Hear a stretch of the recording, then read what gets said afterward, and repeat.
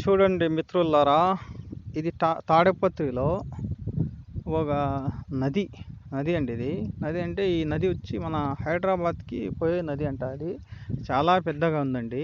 ఇక్కడ చూడండి, ఇసుక మొత్తం ఇసుక ప్రాంతం ఇది. చూడండి, మొత్తం ఇసుక ప్రాంతము. ఇక్కడ మొత్తం వచ్చి మాడి తోటలు, మన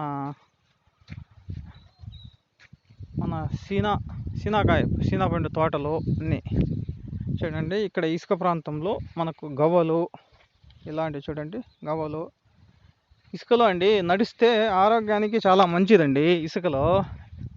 ఇసుకలో నడసల్లా, చెప్పులు లేకుండా నడిస్తే ఆరోగ్యానికి మంచిది.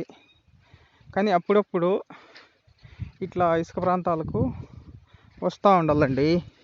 వస్తూ ఉంటే ఆరోగ్యానికి చాలా మంచిది.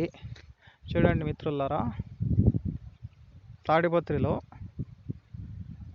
పెద్ద నది అండి ఇది. ఇప్పుడైతే వాటర్ లేవు, ఇక్కడ నీరు లేవు. రైతులు బోర్లు వేసుకున్నారు. ఇక్కడ నుంచి చూడండి, ఇసుక, మంచి ఇసుక, కట్టడాలకు మంచి ఇసుక. చూడండి, గవ్వలంట, ఇట్లాంటివన్నీ ఉంటాయండి ఇక్కడ.